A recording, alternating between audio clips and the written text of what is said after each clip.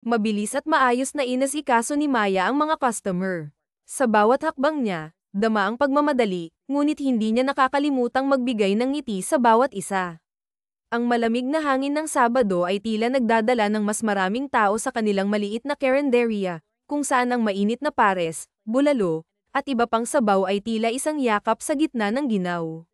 Maya, pakiasikaso naman ng mga table sa labas, tawag ni Bianca, ang manager nilang masigla ngunit minsan ay masungit. Sure, sagot ni Maya, sabay ngiti. Tsaka yung mga bagong customer na rin. Paikutan natin, masyadong mahina ang kalaban natin eh. Ako nang bahala, Bianca, sagot niyang puno ng kumpiyansa.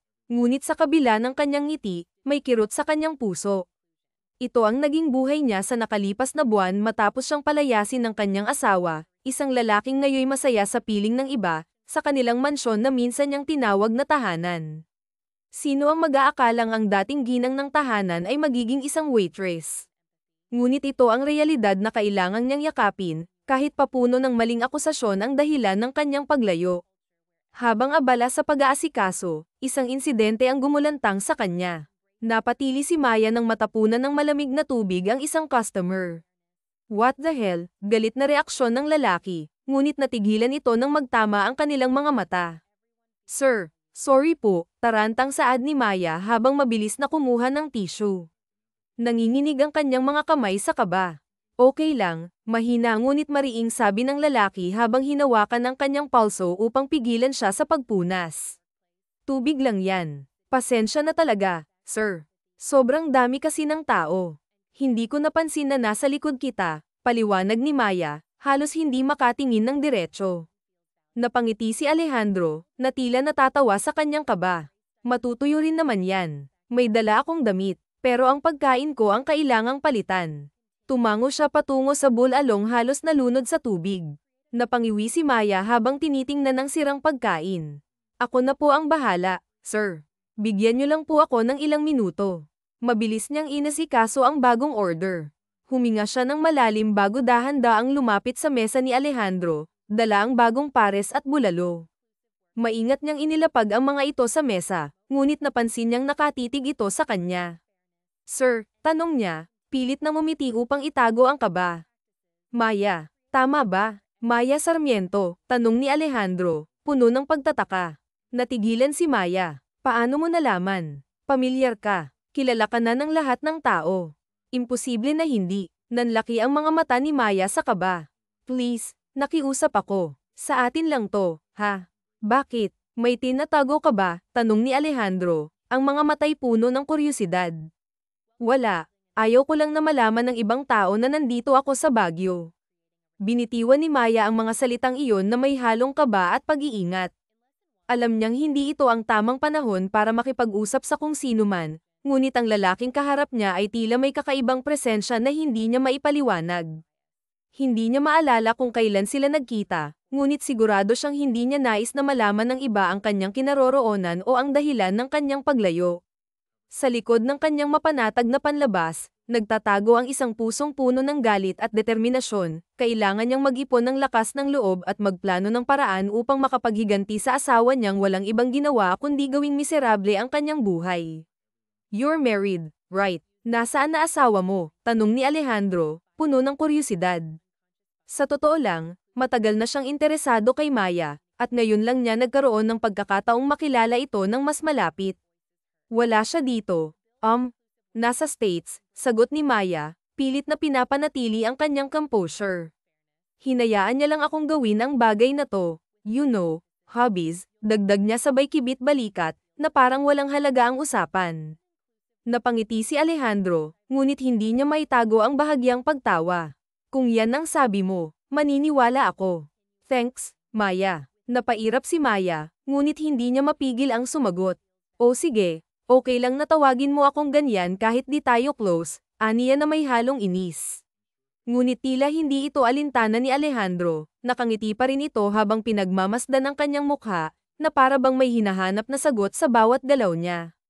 Pagkatapos ng kanyang shift, agad na umalis si Maya mula sa karinderya. Malalim ang kanyang buntong hininga habang mabilis siyang sumakay sa kanyang kotse. Habang pinapatakbo ang sasakyan, hindi niya maiwasang magbalik tanaw sa kanyang nakaraan, sa lahat ng sakit at pagkabigo na idinulot ng kanyang asawa, pati na rin ng mga magulang nito. Ang totoo, akala niya noong unay kaibigan niya ang mga ito, ngunit nang kinasal sila, doon lumabas ang tunay na pakay nila, ang kontrolin siya at gawing sunod sa Niren. Pagdating sa kanyang bahay, sinalubong siya ng kanyang aso. "Hi, Bear," bati niya habang yumuko upang haplasan ito. Naupo siya sa sofa, bitbit ang bigat ng buong araw. Nang makita niyang tumatawag ang kaibigan niyang si Sofia, agad niyang sinagot ang tawag. "Hello, Sofia. Kamusta ka dyan?" tanong niya, pilit na pinapawi ang pagod sa kanyang boses. "Okay naman, magaan ang araw na to pero may isang aberya lang," sagot ni Sofia, kasabay ng mahinang tawa. Hinahaplos ni Maya ang likod ng aso habang nakikinig. "Bakit? Anong nangyari?" "May isang lalaki na kilala ko. If I'm not mistaken, pangalan niya Alejandro. Nakasuot siya ng army pants at white t-shirt," sagot ni Sofia, na tila may halong kilig sa kanyang boses. "Hindi mo kilala si Alejandro?" tanong nito, tila nagugulat. "No," sagot ni Maya, bahagyang napapanguso. Marami siyang kilala, ngunit ang lalaking nakita niya kanina, hindi niya maalala. Siya ba yung nasa pulis? Nag-iisang single sa 6 na magkakaibigan at malaki ang net worth dahil sa pamilya niya at sipag. Kilala din siya na magaling sa golf at shooting range, kwento ni Sofia, halatang kinikilig. "Wow, that's nice," sagot ni Maya, ngunit walang interes sa kanyang boses. Natawa si Sofia. Isa rin siya sa mga lalaking pinag-aagawan ng mga babae. Gentleman but I heard not in bed. Sexy, matalino, at galing sa respetadong pamilya. "Sofia, hindi ako interesado. I'm married," sagot ni Maya, pilit na pinapanatili ang distansya sa usapan. "Okay." Malalim na napabuntong hininga si Maya habang tumayo at tumungo sa kusina para kumuha ng pagkain. Habang naglalakad, hindi niya maiwasang mapanguso habang iniisip ang status ni Alejandro. Alam niyang kaya itong lagpasan ng asawa niya kung gugustuhin ito. Ngunit bakit nga ba niya kino-compare ang dalawa? Napailing siya, tila naguguluhan sa sariling iniisip, at napasandal sa sink. Muli niyang pinilit linisin ang kanyang isip at inisip na lamang ang mga gagawin niya kinabukasan. "Girl, malapit ka nang maging single," sabi ng kaibigan niyang si Sofia sa kabilang linya ng telepono, na tila puno ng sigla. "Pinoproseso mo na ang mga papel. Ikaw at si Benjamin. At kapag nangyari yun, pwede ka nang gumawa ng kahit ano. Kaso nga lang, sadyang ayaw ka lang pakawalan ni Benjamin. Bukas ako dyan at may pag-uusapan tayo," sagot ni Maya, pilit na pinapanatili ang kalmado niyang boses. "Tungkol saan?" tanong ni Sofia, halatang nagtataka. "Sa mga nangyayari dito. Basta bukas, nandyan na ako," sagot ni Maya na may bahagyang diin sa kanyang boses, na tila puno ng determinasyon. Pagkatapos ng kanilang pag-uusap, napabuntong hininga si Maya. Hanggat hindi pinipirmahan ni Benjamin ang mga papel, pakiramdam niya'y nakatali pa rin siya rito. Nais niyang magalit, sumigaw, at ilabas ang lahat ng sama ng loob, ngunit alam niyang walang maidudulot iyon kundi dagdag na pagod. Sa ngayon, ang tanging kakampi niya ay ang kaibigan niyang si Sofia. "Bear, sa tingin mo kaya ko nang bumalik?" tanong niya sa kanyang aso, habang hinahaplos ang ulo nito. Tumitig siya sa mga mata ng kanyang alagang tila nagtatangkang magbigay ng sagot. Huminga siya ng malalim at bumaling sa litrato ng kanyang mga magulang na nakasabit sa dingding. Kung buhay pa lang sana ang mga ito, malalaman nila ang hirap na pinagdaraanan niya. Siguro, tutulungan siya ng mga ito na makabalik sa Manila at makawala sa mapait niyang sitwasyon. "Dad, Mom, tulungan niyo ako, please," bulong niya habang pinipigilan ang luhang gustong kumawala. I hate Benjamin." Huminga siyang muli ng malalim bago tuluyang humiga sa kama, umaasang makakahanap siya ng kapayapaan kahit sa panaginip man lang.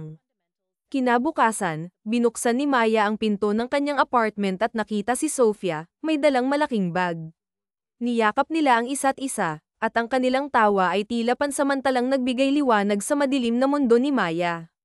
Magkasabay silang naglakad papunta sa living room.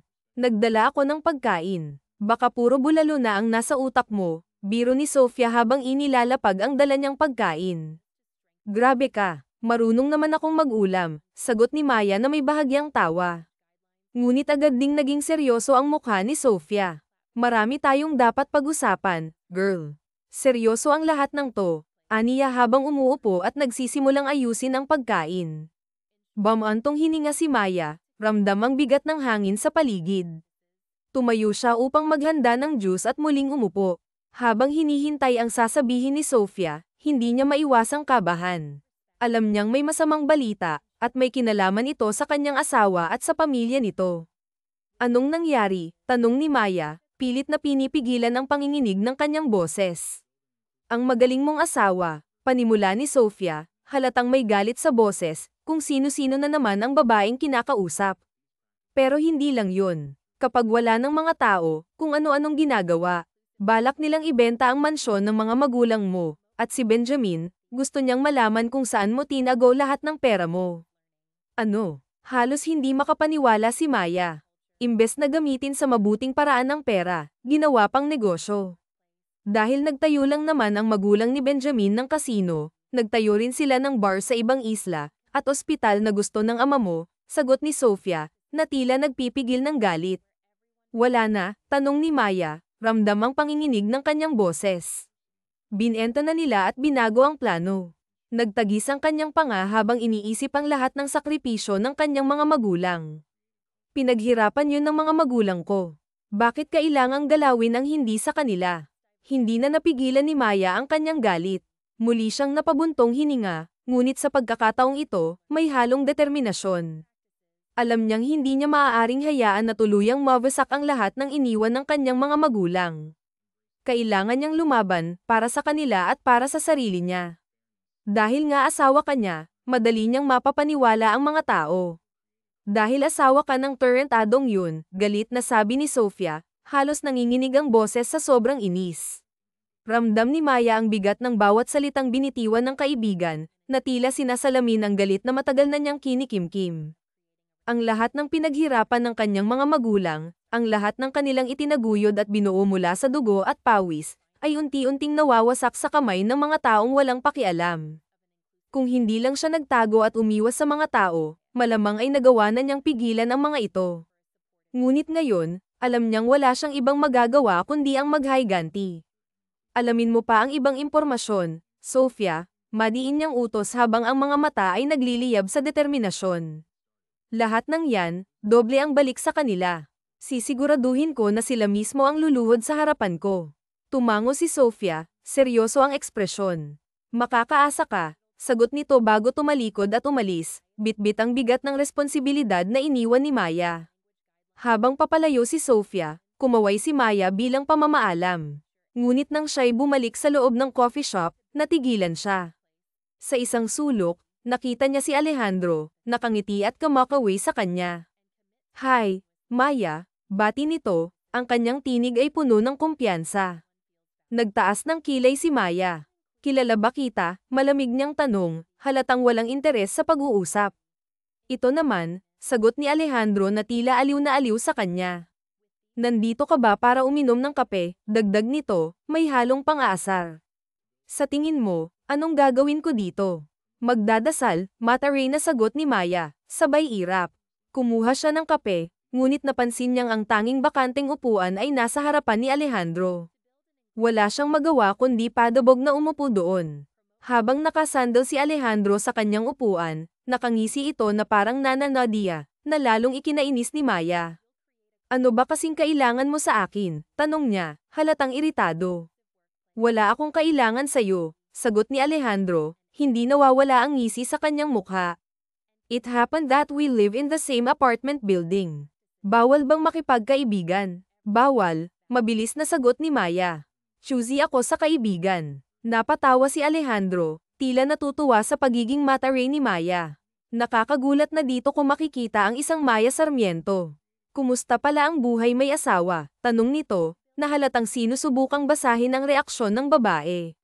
Ba't ka naman interesado na malaman ang buhay may asawa ko? Balik ni Maya, ang kanyang mga mata ay nagtataglay ng bahagyang pagdududa.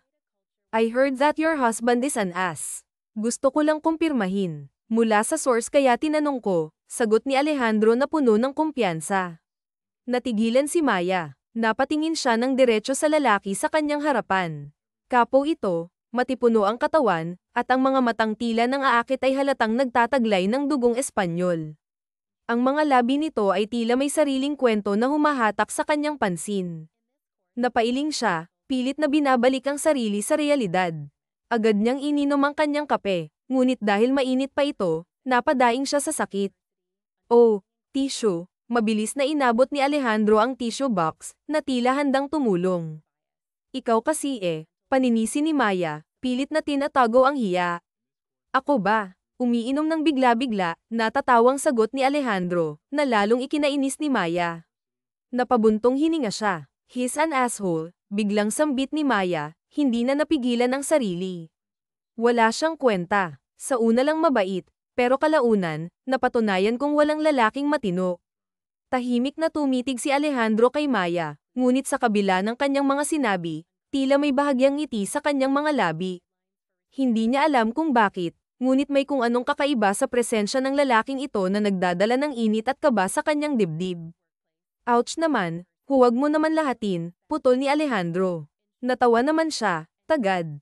Hinalo ang kape, bigla siyang nakaramdam ng kakaiba, hindi malungkot at hindi rin nakakainis, o baka dahil sa kalokohan na sinasabi sa kanya ng lalaki. Tinignan niya ito at nakitang hinahalo ang kape at iinom ng konti. So, ba't ka nandito? Bakasyon. May binabantayan ako. Criminal. Hindi. Witness lang. Natigilan naman si Maya at agad na patango dahil ang akala niya may criminal sa building na to. Huminga siya ng malalim at naging tahimik dahil naisip niya ang pinag-usapan nila ng kaibigan kanina. May problema ka. Kung meron, ba't ko naman sasabihin sa'yo? Di naman kita kaibigan. O magkaibigan na tayo ngayon, ngumiti ng malaki ang binata. Alam mo nakakainis ka, sinisira mo yung araw ko. Pinapatawa lang kita. Nung nakita kita sa restaurant parang hindi ka mapakali. Kalma ka lang kasi. Hindi maiwasan ni Maya na matawa dahil biglang gamaan ang loob niya. Kahit sandali lang naramdaman niya ang kagaanan ng paligid. Pakiramdam niya nakalimutan niya ang pinag-usapan nila ni Sofia. I ran away from home, pinagbintangan ako ng pamilya ng asawa ko kaya umalis ako, biglang sambit niya. Bakit naman? May ebidensya ba sila? Tanong ni Alejandro ngumiti pa ito at agad namang umayos ng upo. Tinitigan niya ang babae at sayang ang pagkakataon niya sa Baguio kundi ito uuwi na kasama si Maya. Wala, siguro natakot lang ako kasi ang daming pulis. Ang asawa kong si Benjamin walang ginawa kundi manahimik lang at parang tuwang-tuwa pa siya na nakitang nahihirapan ako. Duwag pala ang asawa mo, nakangising saad ni Alejandro. Napailing ang babae at naisip kung ilang beses ba siya nitong pinagtanggol at sa isipin na wala mas lalo siyang natawa. Tinignan niya si Alejandro na nakatingin sa kanya. Ikaw may girlfriend ka ba? Tanong niya sinasadya na ilayo ang topic. No girlfriend since birth, mayabang na saad ni Alejandro. Maniwala ako, sa'yo, mukhang babero ka. Tumayo si Maya, may bahagyang ngiti sa kanyang mga labi, at kumaway sa binata. Nakita niyang tila nagulat ito nang malaman na alam niya ang pangalan nito. Mas lalong tumawa si Maya. Ang kanyang halakhak ay parang musika na tumatagos sa katahimikan ng parke. Napailing siya at dahan-daang umupo sa tabi ni Alejandro, ngunit agad din siyang napairap nang makita ang pamilyar na ngiti sa mukha ng binata. Nakangisi na naman ito habang nakatitig sa kanya, na para bang binabasa ang bawat emosyon niya. Silang dalawa lamang ang naroon, sa ilalim ng lilim ng mga punong sumasayaw sa ihip ng hangin. Umiinom sila ng kape habang ang araw ay banayad na sumisilip sa pagitan ng mga dahon. Katatapos ko lang mag-jogging, sabi ni Alejandro, casual na binasag ang katahimikan. Di ko tinatanong, masungit na sagot ni Maya, sabay irap na tila may halong inis at pagod. Tumawa ang binata, ang kanyang tinig ay puno ng saya na tila hindi apektado ng masungit na tono ni Maya. Ang aga-aga, ang sanggit mo. Smile ka muna, biro nito, na ikinapailing na lamang ni Maya. Sa halip na sumagot, pinaglaruan niya ang kanyang kape, iniikot-ikot ang kutsarita sa loob ng tasa habang ang kanyang isip ay lumulutang sa mga alaala ng nakaraan. Iniisip pa rin niya ang ginawa ng kanyang asawa, ang pagtataksil nito hindi lamang sa kanya kundi pati na rin sa lahat ng pinaghirapan ng kanyang mga magulang. Ang mga sakripisyo ng kanyang pamilya, ang kanilang dugot pawis, ay tila nawalan ng halaga sa kamay ng taong pinagkatiwalaan niya. Habang hindi pa huli ang lahat, nais niyang bumalik, Nais niyang itama ang mga pagkakamali. Ngunit paano? Paano nga ba? Bumantong hininga si Maya at tumingala, hinayaan ang araw na sumilay sa kanyang mukha. Ang liwanag nito ay tila nagbibigay ng bahagyang ginhawa, ngunit ang bigat sa kanyang dibdib ay nananatili. Samantala, si Alejandro ay tahimik na nakatingin sa kanya, ang mga mata nito ay puno ng pag-usisa at tila may bahagyang pag-aalala. May problema ka? Tanong nito. Ang boses ay banayad at puno ng malasakit.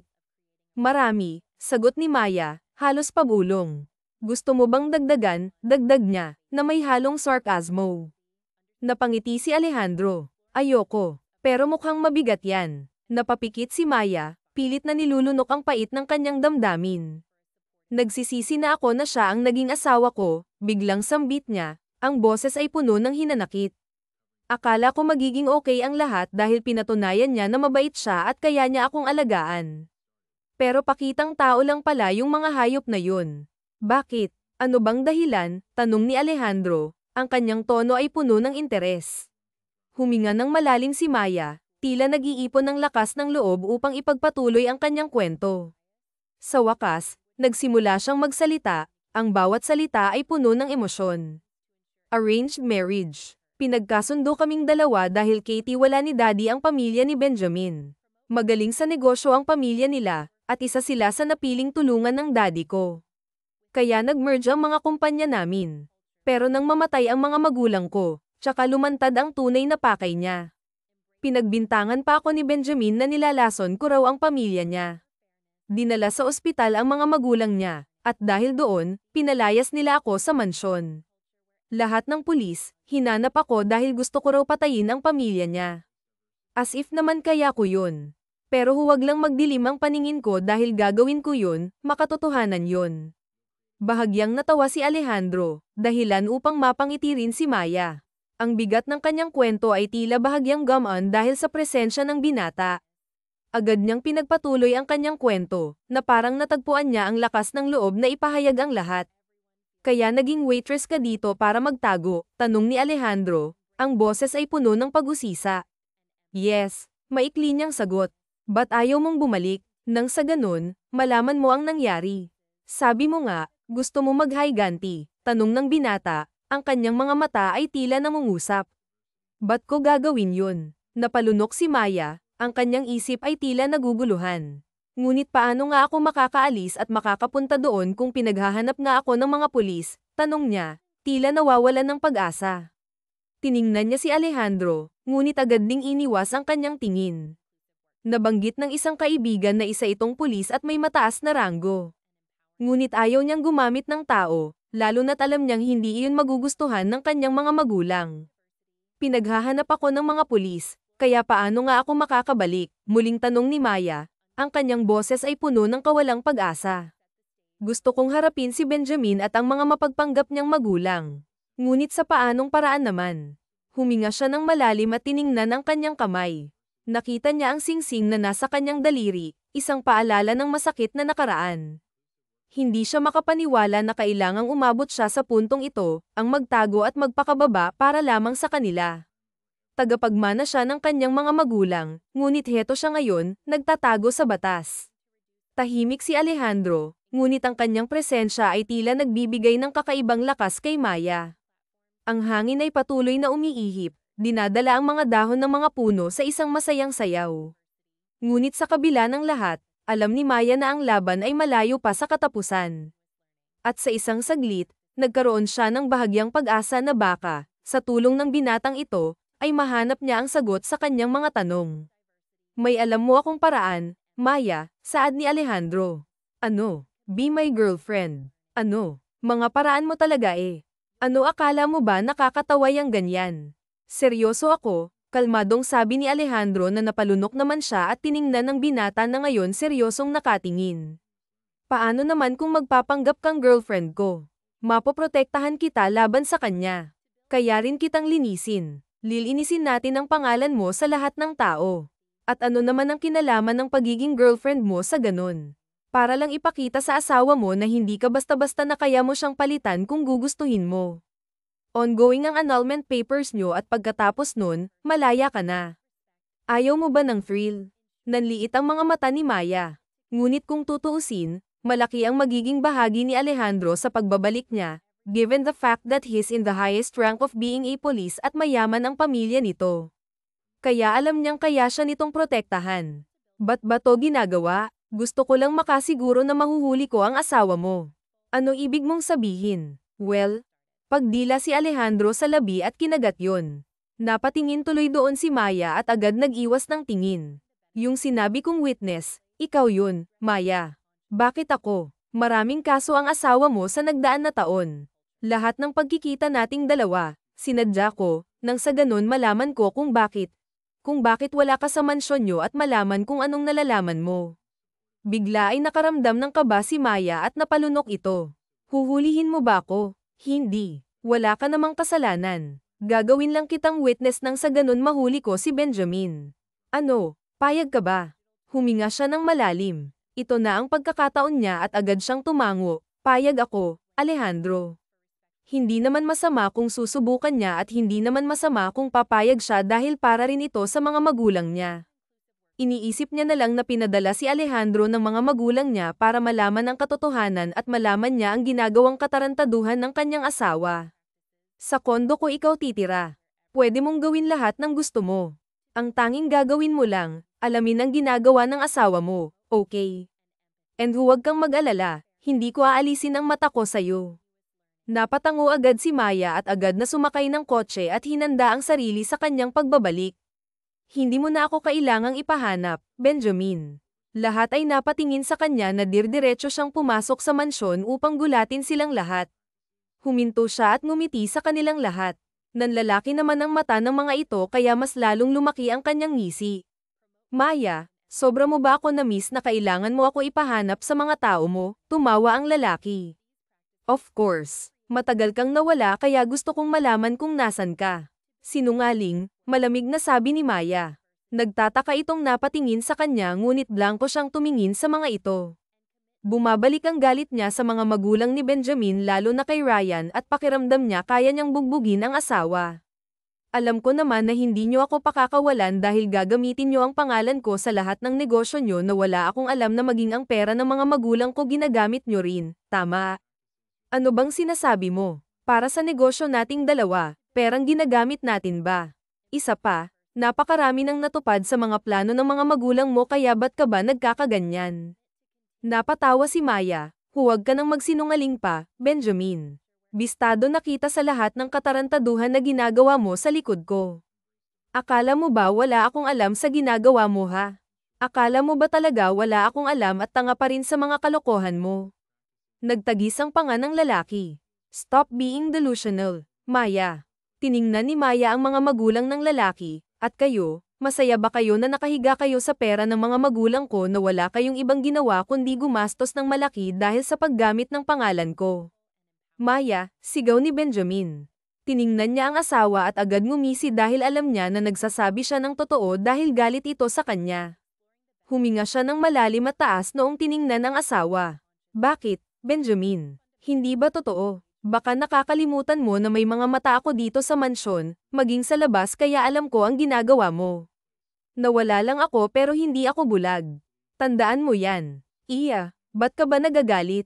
Sa katunayan nga pinapahanap ka namin sa mga pulis at pinapahanap ka rin ng anak ko sa mga tao niya. Wala akong pakialam kung pinapahanap niyo ako o hindi, kalmadong sabi ni Maya. Tumawa naman ng sarkastiko si Benjamin. Ganyan ba talaga ugali mo? You should be thankful. No, Benjamin. Hindi ako magpapasalamat sa inyong lahat. You made my life worse magmula nang mamatay ang mga magulang ko.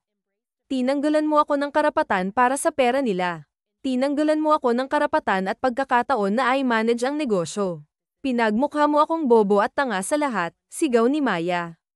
Nagtagis ang panga ng lalaki habang nakatingin sa kanya.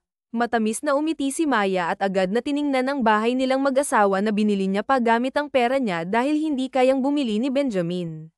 Ngayon na nakabalik na ako, mag-ingat ka. Pinagbabantaan mo ba ako? Ako na asawa mo, Maya, tumawa si Benjamin. Oo, lumapit siya sa asawa at tiningnan ang mga mata nito. Take my words as a threat. Magmula sa araw na ito dito matatapos ang lahat. Yun ang wish. Bulong ni Benjamin, pastahan. Game ako dyan. Nagtagisang panga ng lalaki at handa nang saktan si Maya ngunit nagpipigil ito dahil sa mga magulang. Nagtaas ang kilay ng babae at napansin ang pagiging agresibo ng paghinga ni Benjamin, senyales na galit ito sa kanya. Maghintay ka lang, humi si Maya. Bumalik ka dito, Maya. Tinaas niya ang gitnang daliri at agad na lumabas at dumiretso sa kotse na naghihintay sa kanya. Pumasok siya doon at sinabi ang address ng bahay ng kanyang mga magulang na huling alas niya. Hello, attorney. Finally tinawagan mo rin ako, Miss Maya, nagagalak na saad ng attorney babae. Gawin na natin ang napag-usapan. Gusto ko nang kunin pabalik ang akin naman talaga. Makakaasa ho kayo, ma'am. Ako na ang bahala sa annulment papers. Hinihintay ko lang talaga ang signal mo. I'm rooting for you, Lourdes. Ikaw ang abogado ng pamilya at alam kong magagawa mo lahat ng ito ng tama. Binaba niya ang tawag at napatingin sa malaking gate ng mansyon na may apelyido nilang pamilya sa gate. Lumabas siya ng kotse at nakita si Alejandro sa loob kasama ang higit kumulang na mga lalaki na kasuot ng itim.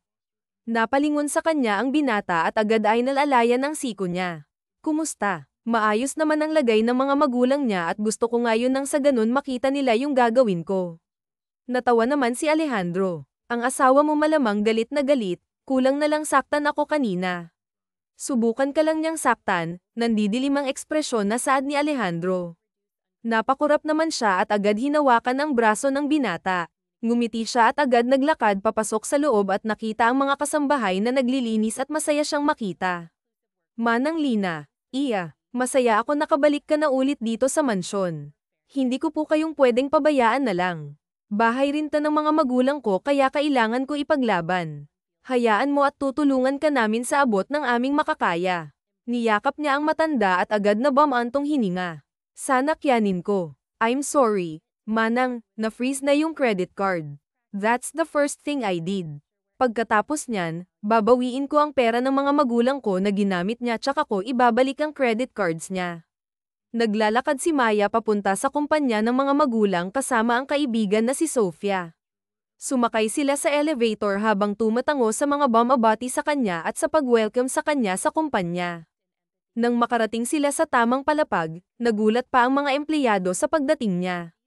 Ma'am Maya, gulat na tawag ni Francine, ang sekretarya na naging empleyado na lang. Ba't ganyan ang suot mo? Kasi po binaba ni Sir Benjamin ang posisyon ko at pinalit niya sa akin yung babaeng lagi niyang ang kasama.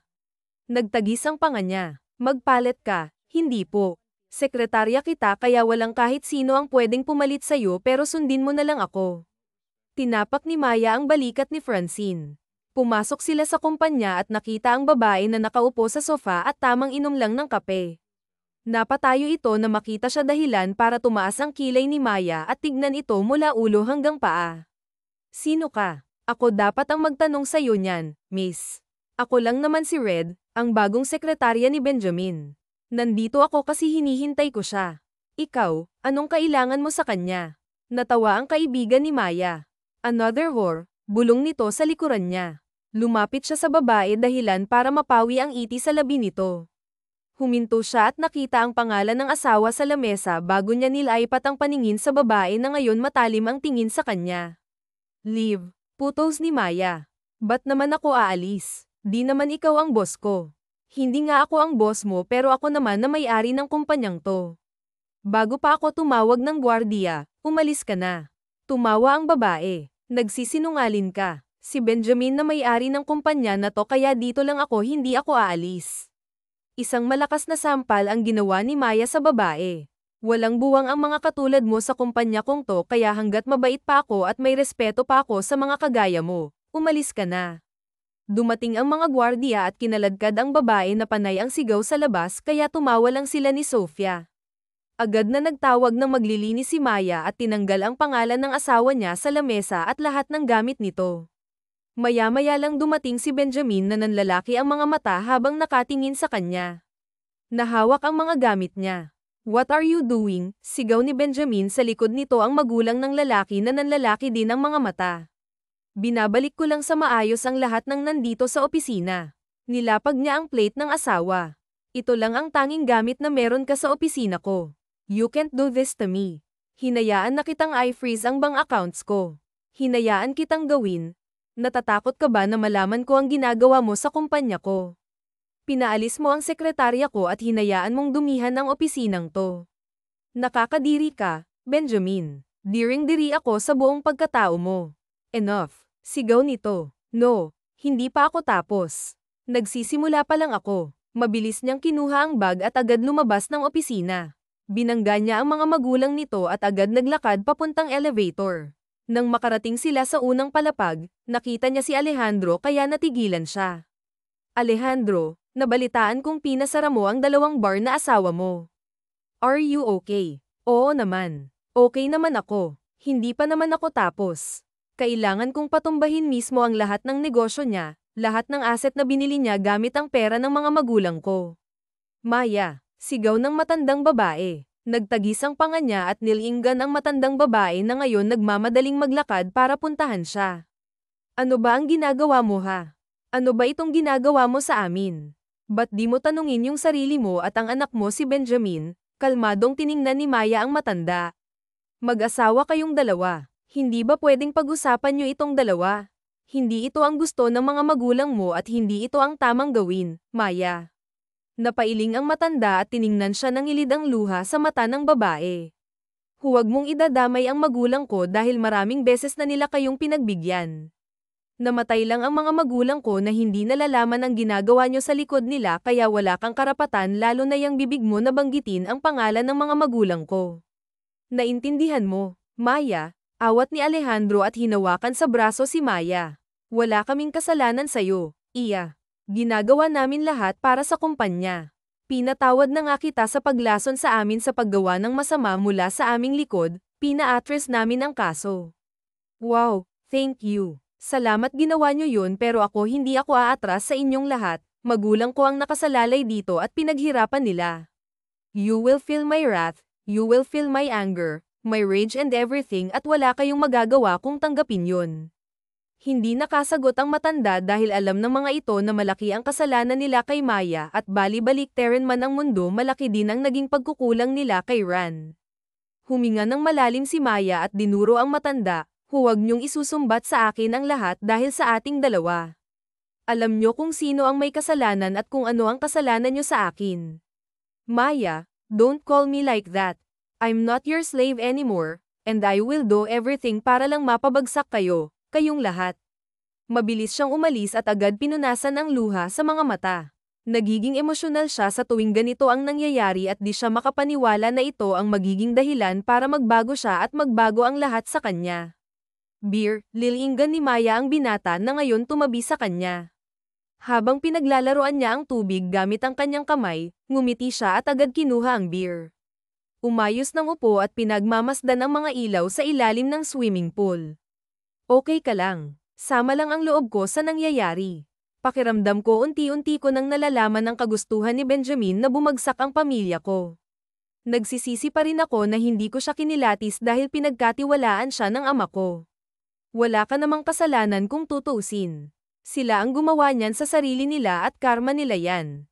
Hindi sila makakaligtas. Ngayon ang dapat mo nalang pagtuunan ng pansin ay makabawi sa mga magulang mo. Sa mga nakalipas na araw, naging abala silang dalawa at hindi na napansin pa ni Maya ang mga nagawa niya. Una, ang pagkuha ng pera niya mula kay Benjamin. Pangalawa, ang pagsira niya sa mga kasino at bar ng mga ito na sigurado siyang nalaman na ng pamilya nito ang ginawa niya. Pangatlo, ang mga negosyante na nagtiwala sa mga ito habang wala siya at ang malalapit na kaibigan ng kanyang ama na kailangan niyang kausapin upang maliwanagan ang lahat. Di ko talaga sila maintindihan, Alejandro. Pinagkatiwalaan sila ng mga magulang ko dahil maganda ang layunin nila at naging matalik silang magkakaibigan kaya alam ko na mabuti silang tao. Nasilaw sila sa pera. Yan lang ang nakikita kong dahilan. Lahat ng tao may pera at masama ang balak, gagawin lahat upang magtagumpay kahit makasakit na ng ibang tao. Pero alam mo, nagpapasalamat ako kasi nandito ka sa tabi ko. Natigilan naman si Alejandro at napatingin kay Maya. I mean, tinulungan mo kasi ako. Yun ang gusto kong sabihin. Nahiya ka pa inamin mo na rin naman. Uminom si Alejandro ng beer at natawa. Satisfied ka na ngayon sa nakikita mo. Kulang pa, Alejandro. Ano pang kulang? Gusto kong magbayad sila sa batas ang sabi mo. Hinuhuli mo si Benjamin sa mga illegal na gawain niya at ngayon na may pagkakataon na gusto kong mabulok siya sa kulungan. Gusto niyang bigyan ng leksyon ang asawa at magkaroon ng masayang buhay pagkatapos nito. Sa totoo lang, kalmado siya kapag kasama niya si Alejandro. Nagiging matapang siya kapag ito ang kaharap niya, kaya naman hindi siya natatakot na maging matapang dahil alam niya na lagi itong nandyan para sa kanya. Tinignan niya ang lalaki na nakatitig sa kanya. Napangiti siya dahil doon. Pumapayag na ako maging witness, Maya. Pag-isipan mo ng mabuti ang lahat ng to. Matagal ko nang pinag-isipan. Totoo at kasama sa desisyon ko ang gawing miserable ang buhay nilang lahat. Hindi ako papayag na magiging kampante pa rin sila. If that's what you want, gagawin ko. Napangiti si Maya at hinawakan ang kamay ni Alejandro. Thank you sa lahat ng ginagawa mo para sa akin, sa proteksyon, sa pag-aalaga, sa pagbibigay ng tapang. Mula nung nagkita tayo at nag-usap, nakatatak na sa akin na poprotektahan kita at di ko babawiin yun. Naramdaman naman ni Maya ang pagtibok ng kanyang puso. Hindi niya mapigilan na makaramdam ng kapayapaan habang nakatingin sa lalaki. Ngumiti siya kay Alejandro at kalaunan sabay nilang pinagmasdan ang swimming pool bago sila sabay na pumasok sa loob. Sabay silang pumunta ng kusina at natigilan si Maya nang makitang umiinom ng tubig ang lalaki. Nga pala, alam ba nila na nagpapanggap lang tayo bilang magnobyo at nobya? Alam nilang girlfriend kita. Hindi mo sinabi. Ba't ko sasabihin? Para sa akin lang ang impormasyon na yun, Maya. Ayokong i-share, panliit naman ng mga mata ng babae. Teka nga, gusto mo ba ako? Si Alejandro naman ngayon ang natigilan at binitawan ang baso. Tinignan nito si Maya at kung aamin ito, baka mapurnada ang plano niya na paibigin ang babae. Pero alam ni Alejandro sa kanyang sarili na gusto niya talaga si Maya. Kundi nga lang siya naunahan ng torrentadong asawa nito, baka nga sila ang kasal ngayon. Alejandro, yes, interesado ka ba sa akin? Ba't mo naman yan tinatanong? Wala, nahalata ko lang. Dahil nung una interesado ka sa akin, hanggang ngayon pa rin ba? Inis niyang tinignan si Maya Kim Shara. Natawa naman ito. Tinatanong ko what I am. Napaatras si Maya nang makita ang matalim na tingin nito. Lalong lumakas ang kalabog ng kanyang puso. Simpleng tanong lang yun ngunit kung makapag-react ang puso niya, sobra na. Anong gagawin mo kung gusto nga kita? Huwag kang lalapit, kabadong saad ni Maya. Ngayong nandito na tayo sa tanong mo. Ano na nga ngayon kung gusto kita, Maya? Interesado nga ako sa'yo. Will you give me a chance and break up with your stupid husband? Napalunok si Maya at napasinghap ng ikulong siya nito sa magkabilang braso kaya lalo siyang napasandal sa sink. Well, ngumiti si Alejandro at hinalikan ang pisngi niya. When you're done with him, I'm here. You can choose me anytime you want. Baliw ka na. Nababaliw ka na, Alejandro. Yes. I am. Binalikan ni Alejandro ang labi niya at sa pag-aakala na itutulak siya nito, mas lalo siyang napangiti nang humalik pabalik si Maya kaya binuhat niya na ito at ilagay sa island counter. Patas na tayo, Maya. Anong ginawa mo? Kinuha mo na lahat sa akin, nang laki ang mga mata niya nang maramdaman ng hapdi sa kanyang braso sa paraan ng pagkakahawak ni Benjamin sa kanya. Lahat ng staff nagkagulo dahil sa biglaan at isa yun ang nagdala ng usap-usapan sa kumpanya. Pilit niyang pinapakalma ang sarili habang nakatingin sa asawa. Iwan mo ako, Benjamin. No, Maya. Lahat ng meron ako kinuha mo. Nagkasakit ang mga magulang ko dahil sa'yo. Ano ba nangyayari? Hindi ka naman ganito ah.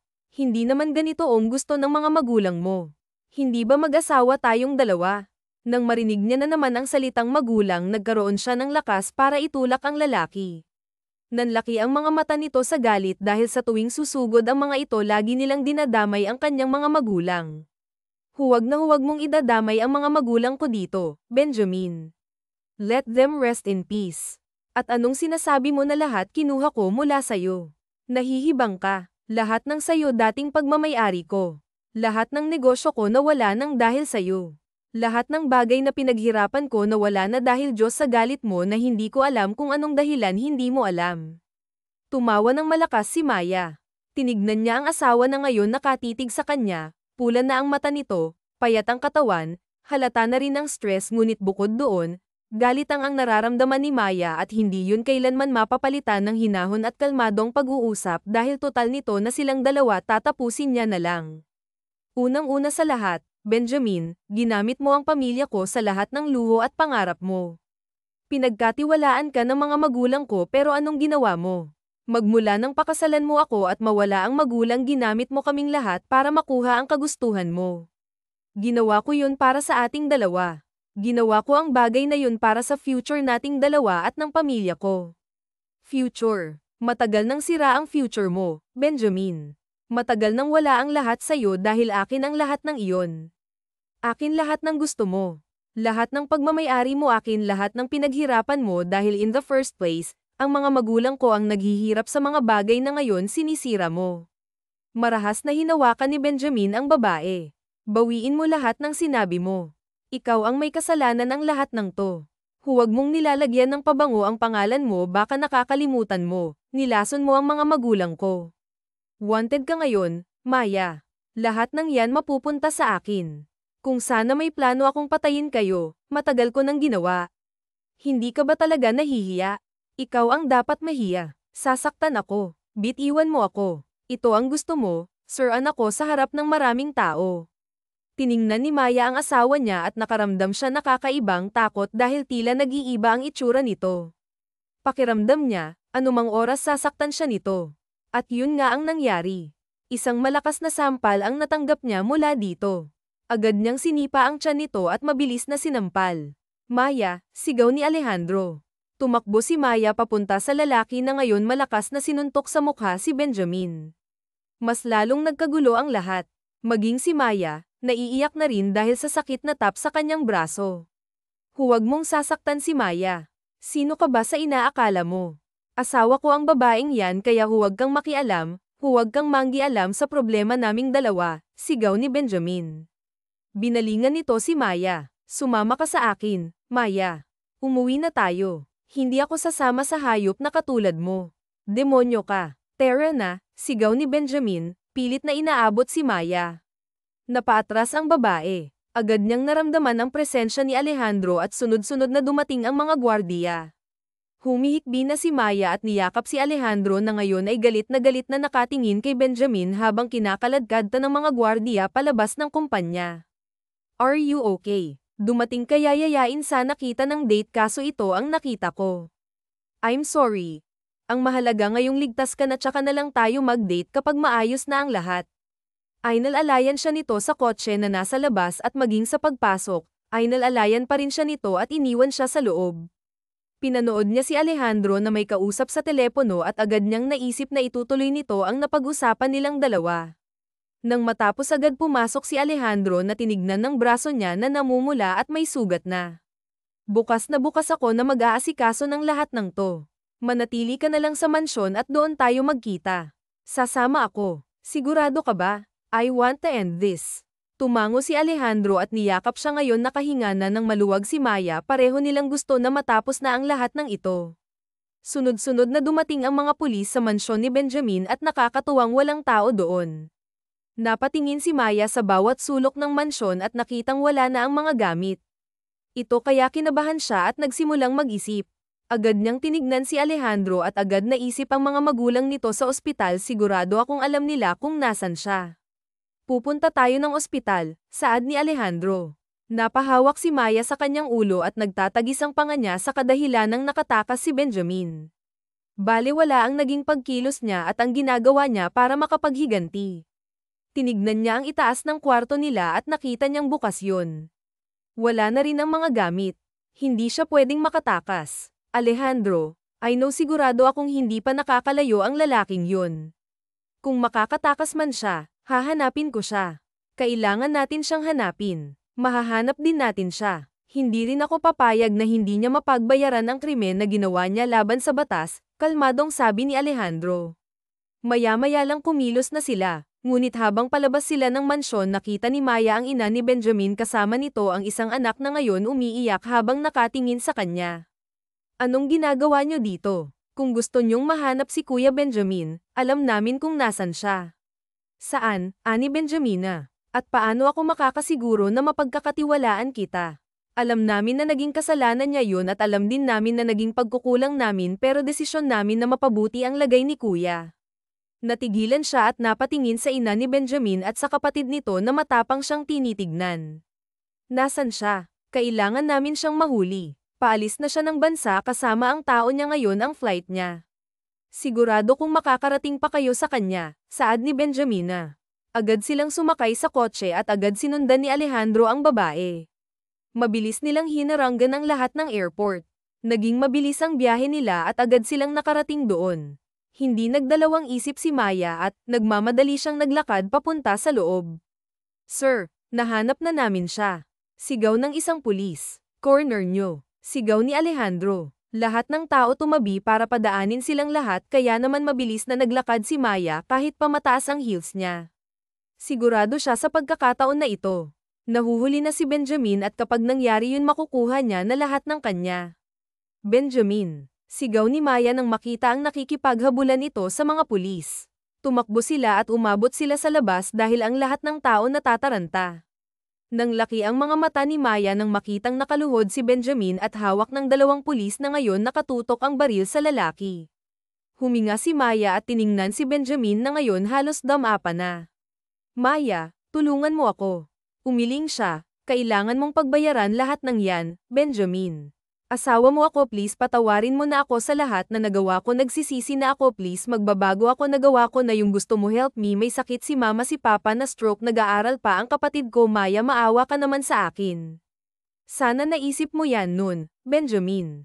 Nagmamakaawa ako kahit ang mga magulang ko na lang si Benjamin na marami pa siyang pangarap Hopper please. Tinanggal ng babae ang singsing at binigay kay Benjamin. Minahal kita dahil akala ko tapat ka at hindi mo ako bibiguin pero mas lalo mong pinatunayan sa akin na sana hindi na lang kita nakilala. Malakas na sumigaw si Benjamin.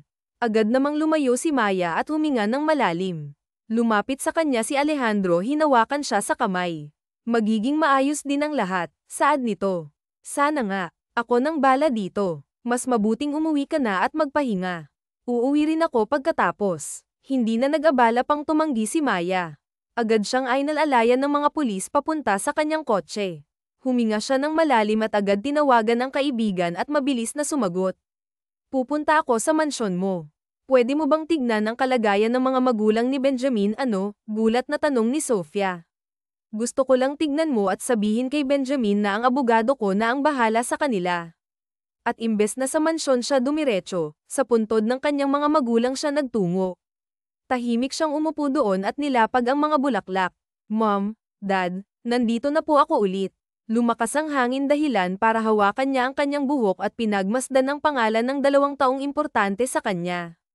Suminghap siya at agad na humiga sa damuhan at pinagmasdan na lang. Alam ko po na galit pa rin ako pero hindi ko maiwasang mag-alala sa pamilya ni Benjamin. Nag-aaral pa yung kapatid niya at kung pababayaan ko, kawawa naman. Tama naman po yung ginawa ko diba? Napangiti siya ng matamis nang maramdaman na ang ihip ng malamig na hangin. I'm free mommy and daddy. Sa wakas pinirmahan na ni Benjamin ang annulment papers niyong dalawa, saad ni Sofia. Napatili si Maya at dali-daling nagtungo kay Alejandro na napabangon mula sa pagkakahiga sa kama kaya napatingin ito sa kanya. Natawa naman si Maya at agad hinawakan ang braso ni Alejandro na nakapulupot sa kanyang bewang. What is it? Tungkol sa annulment papers, pinirmahan na kasi ni Benjamin lahat. Malaya na ako. Napangiti naman si Alejandro. Gusto mo ay celebrate natin. Sakto at pwede tayong mag-trip ngayon. Sure. Tumawa siya ng mahina. Tuwang-tuwa siya sa balita at hindi na naman maalis ang iti niya sa labi. Sa ilang buwan niyang paghihintay sa wakas pinirmahan na rin ng ni Benjamin at nagpapasalamat siya sa naging desisyon nito na pakawalan siya. Are you happy? Oo naman ang tagal kong hinintay ang pagkakataon na to kaya tuwang-tuwa ako. Free na ba? Yeah, free na pwede kong gawin lahat ng gusto ko. And all thanks to you. Gusto mo pakasalan na kita ngayon, nakangising saad ni Alejandro. Sa mga sumunod na oras naging abala silang dalawa sa paghahanda para sa picnic na gagawin nila. Nagsuot ng sundress si Maya at ang lalaki naman nakasuot ng simpleng white t-shirt at isang shorts na sakto ang haba sa binata. Nakakatuwang isipin na sa kabila ng lahat na nais pa rin ni Maya na magmahal muli at magmahal ng bagong magpapatibok sa puso niya. Nasa kabila ng lahat ng nangyari sa kanya na natili pa ring puro at mabait ang puso niya. Wow, nang laki ang mga mata ni Maya. Tinago Falls. Saad ni Alejandro, dito talaga tayo magpipiknik. Nakadress pa naman ako, pero nakasuot ako ng swimsuit. Pwede naman tayong magpiknik pagkatapos natin dito. Nandun ang cottage sa gilid, doon na lang tayo kumain. Nag-enjoy silang dalawa habang lumalangoy at hindi maalis sa labi ni Maya ang saya dahil sa wakas malaya na siya. Nawala na rin sa puso niya ang galit na matagal niyang tinipon sa kanyang puso sa mga nakalipas na buwan, ang tanging nasa isip niya na lang ngayon kapayapaan. Alejandro, thank you, saad ni Maya habang nakaupo sila sa bato. Para saan? Sa lahat ng ginawa mo para sa akin. Kung hindi mo ako kinulit nung nasa restaurant, baka hindi ko maisip ang lahat ng ito, kaya grateful ako na nakilala kita. Ginawa mo lahat ng yun dahil alam mong yun ang tama, hindi ako ang gumawa nun Maya, ikaw yun, kaya nga nagpapasalamat ako. Hindi ko siguro kakayanin kung wala ang tulong mo, you made me stronger, pakiramdam ko ikaw ang naging source of energy ko ng mga panahong mahina ako at nagdadalawang isip. Napatili naman si Maya nang malaglag siya sa bato at agad siya ikinulong ni Alejandro sa bisig nito. Napatili si Maya nang malaglag siya at agad siyang ikinulong ni Alejandro sa bisig nito dahilan para yakapin niya ang leeg ng binata.